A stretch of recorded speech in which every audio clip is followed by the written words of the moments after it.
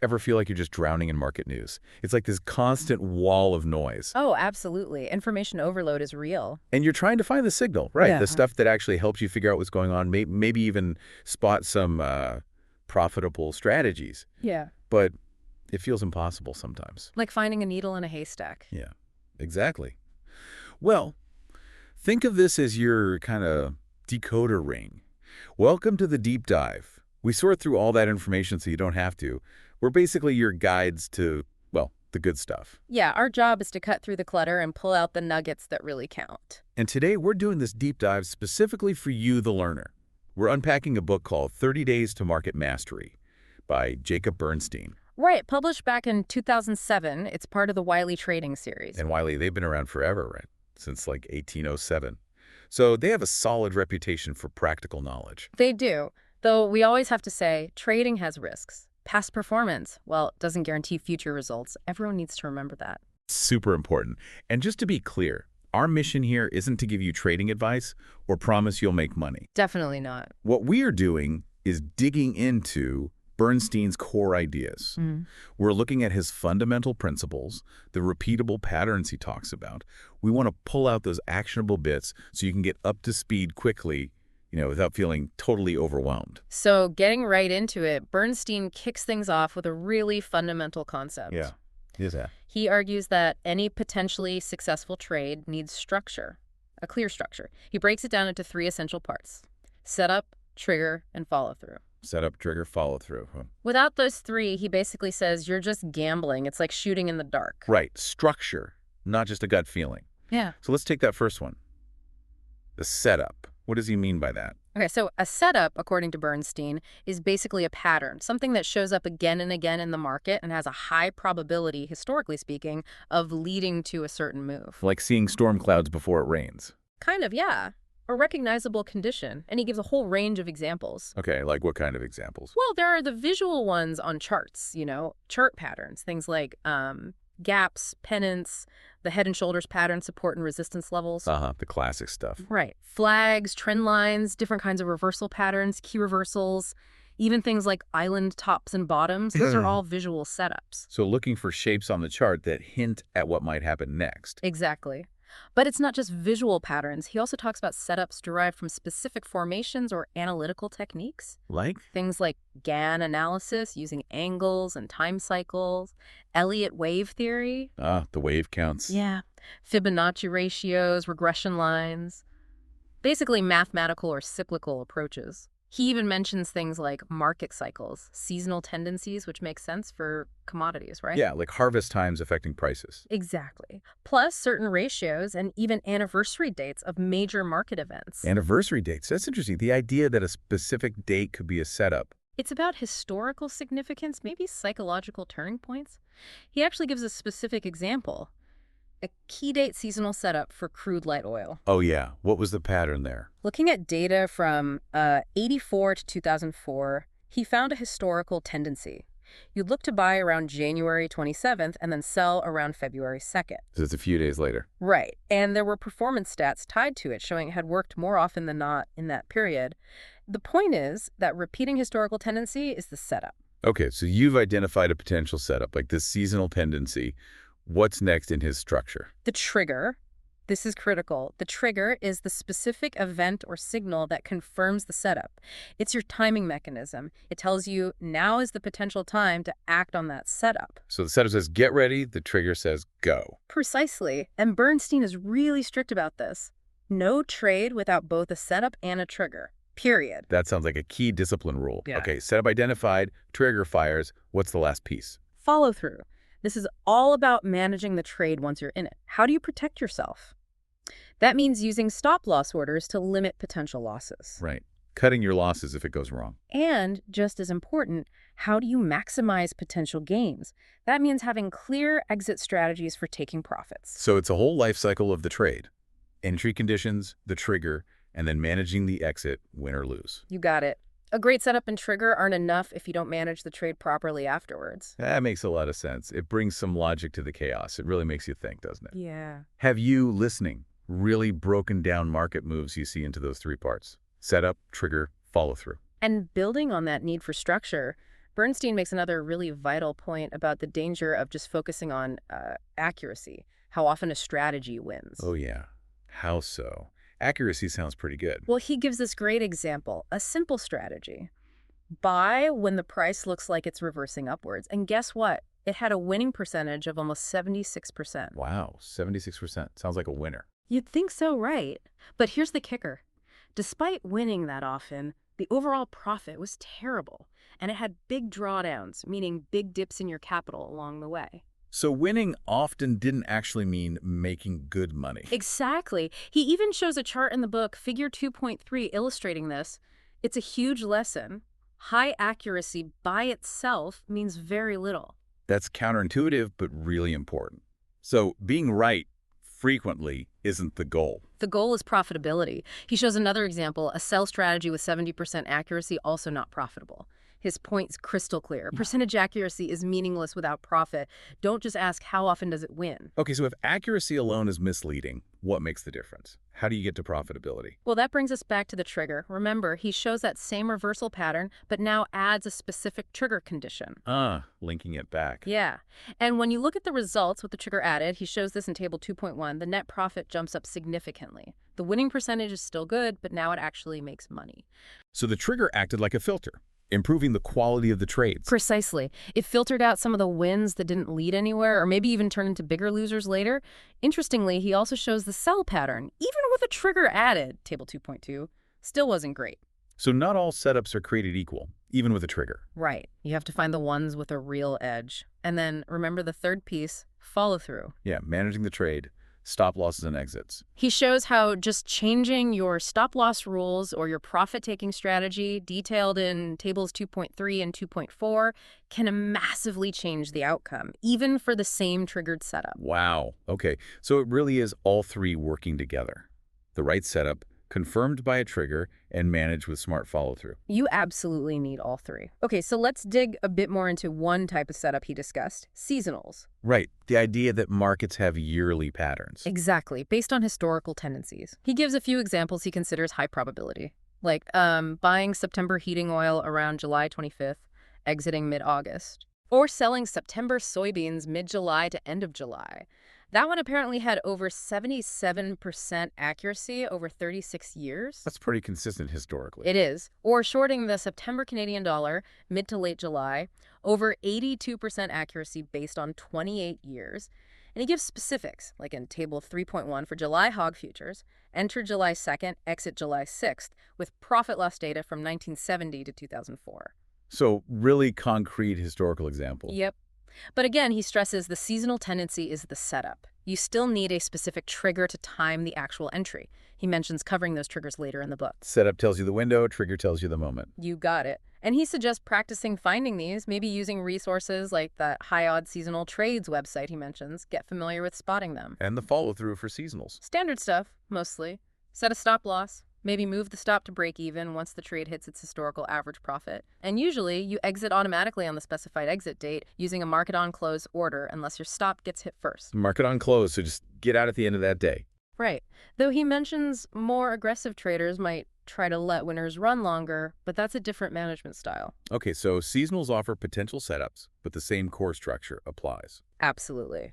Now, a totally different approach he covers is momentum divergence, using something he calls the power momentum formula, or PMF. Momentum divergence, that's when price and momentum are doing different things, right? Exactly. Like the price is making new lows, but the force behind those lows, the momentum, is actually weakening. It's making higher lows on the indicator. That's bullish divergence. Suggesting the downtrend might be losing steam. Precisely. Or the opposite. Price makes new highs, but momentum makes lower highs. That's bearish divergence. A warning the uptrend might be fading.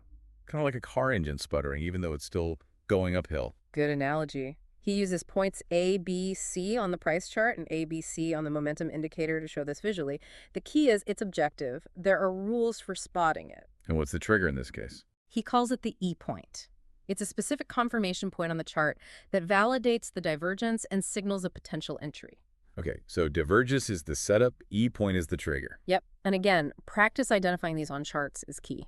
What about follow-through for PMF trades? He lays out strategies, initial stop loss, naturally, then profit targets, PT1 and PT2, and using trailing stops to lock in gains as it moves your way with different levels, conservative, moderate, aggressive, depending on your risk tolerance. So a complete system from setup to exit based on this divergence idea. Right. Okay, another tool he likes is the moving average channel, or MAC. Not the MACD indicator, but a channel. A channel. How does that work? It uses two moving averages. One is the average of the low prices over a period, the MAL. The other is the average of the high prices, the MAH. Together, they create a channel on the chart. Ah, okay. So like a dynamic price band. How do you trade with that? Well, the basic idea is watching how price interacts with the channel boundaries. For Wow. instance, seeing two bars in a row close above the upper band, the MAH, could be a buy signal. Suggesting a breakout upwards. Or two consecutive closes below the lower band, the MAL, could be a sell signal. A potential breakdown. Are there other ways to use it? Yeah, he mentions using it for shorter-term swing trades, too. Maybe buying near the lower band in an uptrend, selling near the upper band in a downtrend. He also describes a specific pattern using 5 consecutive bars. 5 bars in a row. Yeah, 5 bars all closing either above the MAH or below the MAL. That's a stronger momentum signal, potentially a trigger itself. You might enter on the 6th bar opening. Interesting. How about managing risk with the MA? Stops and targets. For the basic swing trades, maybe a stop based on twice the channel width. For the 5-bar pattern, a stop usually goes just beyond the range of those 5 bars. Profit targets might be the opposite channel band for swings or the range of the 5 bars projected from the entry for that pattern. He notes it works best in active markets. And you mentioned another indicator with it. Yeah, briefly, the ADMA accumulation distribution moving average, based on a Larry Williams indicator. It can potentially help confirm the trend signals from the MAC. Okay, so the MEC channel gives a framework, and other tools can add confirmation. Exactly. Now let's talk about gaps. Those days where the market opens way higher or lower than where it closed the previous day. Right, those can be dramatic moves. Why are they important? Bernstein highlights several things. Major market tops and bottoms often happen on gap days. The price range on gap days is usually much bigger than normal. They feel significant. They're often driven by big news events, which means lots of emotion is involved. This can create reliable short-term opportunities. And often, the price closes near the high or low of the day's range, usually on high volume. So a sudden, powerful shift in sentiment. How do you trade them? Well, a basic idea is, if it gaps down, but then trades back above the previous day's low, that might be a buy signal. The panic might be overdone. Kind of a fade the initial move. Not exactly filling the gap, more like a potential reversal after the shock. Conversely, if it gaps up, then falls back below the previous day's high, that could be a sell signal. He also describes a specific setup called the 2-day breakaway gap pattern with its own entry rules based on day 3. Okay. And the follow-through for gap trades. For that 2-day pattern, he suggests maybe taking some profit when the move equals the size of the gap itself, and then using a trailing stop, maybe a 75% trail on the rest. Got it. Gaps are definitely worth watching. For sure. And speaking of learning from market events, he tells this fascinating story about the Cuban Missile Crisis in 1962. Wow, okay. How does that relate to trading? Well, during the crisis, extreme fear gripped the stock market, causing a sharp plunge. But investors who stayed calm and thought about the likely outcome de-escalation saw it as a buying opportunity. So maximum fear was actually the time to buy, looking back. Exactly, and the market did indeed bottom out and rally strongly afterwards. From this, Bernstein derived a pattern he calls the Cuban Missile Crisis, or CMC pattern. Okay, what does the CMC pattern look like? It's used with the moving average channel, the AMS. The setup occurs after you already have an MAC buy-or-sell signal suggesting a trend. The CMC trigger is when a price bar then moves completely outside the channel. Completely outside, Yeah. like way below the lower band after a buy signal. Exactly, or way above the upper band after a sell signal. It signals a potential extreme, maybe unsustainable move against the recent signal. An overshoot. How do you manage a CMC trade? He offers 3 follow-through options. 1, exit if the next bar moves even further outside the channel. 2, exit when price gets back to the opposite channel line. Or 3, take partial profit at the opposite line and use a trailing stop, like 75% on the rest. Interesting. Trading an extreme move with the expectation of a snapback towards the channel. Precisely. Okay, shifting gears again, let's talk about the Commitment of Traders report, the COT report. Yes, the COT shows what different groups of traders are holding in futures markets. Right, specifically the large speculators and the commercials, the businesses hedging risk. Bernstein thinks the commercial positions are particularly insightful Why the commercials? because they're often dealing in the physical commodity. Their positioning can reflect real underlying supply and demand dynamics. He feels that the small speculator data isn't as consistently useful. So what can the commercial positioning tell you? He highlights that when commercials, as a group, are net long holding more buy contracts than sell contracts, it's often a leading indicator of a potential bull market. A sign prices might be heading higher long term. Yeah. But crucially, it's not a timing signal by itself. It suggests the underlying trend might be shifting, but you still need a trigger to tell you when to potentially enter. Okay, direction clue, not an entry signal. How do you use it with a trigger? He suggests combining it with the weekly MA. So when the COT commercials turn net positive, you start watching the weekly MA chart for that market. An AA buy signal on that weekly chart could then be your trigger. Using the long-term COT sentiment with a shorter-term technical trigger. Exactly. You might also look for pullbacks to MS support levels on that weekly chart as potential entry points once the COT is positive. And you'd use stops, maybe exit if the COT commercials turn negative again before you're profitable. Makes sense. Combining fundamental insight with technical timing. Right. He also mentions the ADMA indicator, that accumulation distribution moving average, as another potential timing trigger to use alongside the COT data. A crossover on the ADMA could signal entry. So multiple ways to potentially time entries based on that longer-term COT picture. Now, while a lot of the book is swing or position trading, he does touch on day trading, acknowledges it's tough, but offers a structured method. The advanced 30-minute breakout, or 30 MBO, specifically for the S&P and E-mini futures. Day trading the S&P, definitely fast-paced. What's the 30 MBO setup? It's simple, actually. You just mark the high and the low of the very first 30-minute trading bar of the day. That range is your key reference. Okay, the opening range sets the stage. What's the trigger? A buy trigger is when a subsequent 30-minute bar closes above the high of that first bar. A sell trigger is a 30-minute close below the low of that first bar. The close is important. So waiting for a confirmed break of that initial half-hour range. What about the follow-through? That must be crucial in day trading. Absolutely. And he stresses strict rules. Enter on the trigger. Immediately place your stop on the opposite side just below the initial low for a buy, just above the initial high for a sell. Got it. Defined risk from the start. Your first profit target is the size of that initial 30-minute range projected from your entry. If you're trading multiple contracts, maybe take profit on one here and move the stop on the rest to right even. Locking in some profit and making the rest risk-free. Exactly. Then, if it keeps going, a second potential target might be twice the initial range. Any remaining positions are just closed out at the end of the day using a market on close order. And what if the first trade loses? There's a rule for that too. If your first trade gets stopped out, you're allowed one reverse trade that day. If that one also loses, you stop trading for the day. Discipline is key. Very structured. Clear rules for entry, stops, targets, and even handling losses. Right. Now, zooming out from specific strategies, Bernstein really emphasizes portfolio management. Even the best method needs proper implementation, and a huge part of that is diversification. Ah, the old don't put all your eggs in one basket. Yeah. But he takes it further, doesn't he? He does. He talks about 3 levels of diversification. First, yes, diversify across markets. Don't just trade grains or just metals. If you're using seasonals, spread them across meats, grains, currencies, energies, rates, metals, unrelated sectors. Spread the risk across different areas. Okay, what's level 2? Diversify across time frames. Some markets work better for short-term trading, others for longer term. Use the right time frame for the market you're trading. Makes sense. Don't try to day trade something that only trends long term. And level 3. Diversify across methodologies. Use the strategy that works best for that specific market.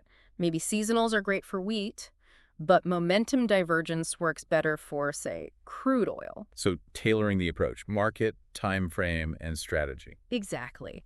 He argues this multi-level diversification minimizes losing streaks, helps you sleep better, and you don't need massive capital to implement it across even just a few well-chosen markets.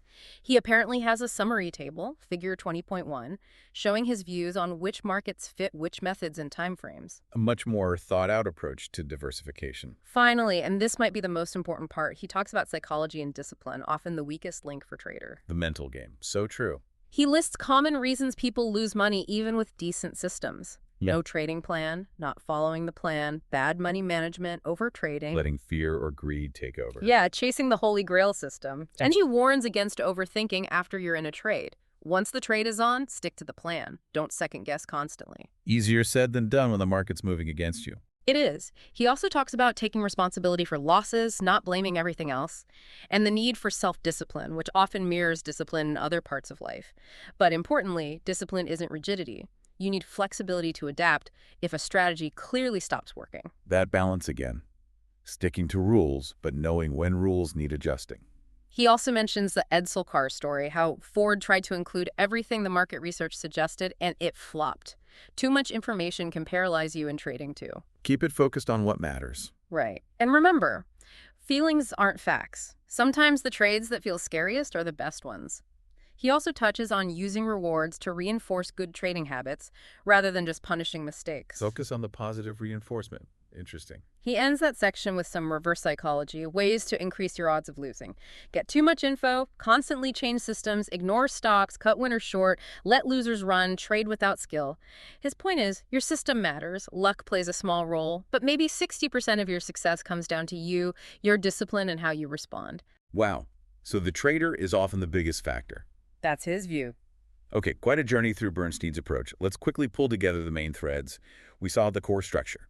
Setup, trigger, follow-through, absolutely essential. Can't trade without it, really. We learned why just chasing high accuracy can be a trap and how vital that trigger is for confirming a good setup. Profitability is the real measure. We explored different setups, seasonal patterns, momentum divergence with the PMF, the visual moving average channel, the significance of price gaps, and even learning from history with the CMC pattern. Lots of tools for identifying potential opportunities. We also looked at using the COT report for longer-term direction, a specific day trading method like the 30 MBO, and the crucial need for diversification across markets, timeframes, and methodologies. Building a robust overall approach. And finally, perhaps most critically, the huge impact of psychology and discipline.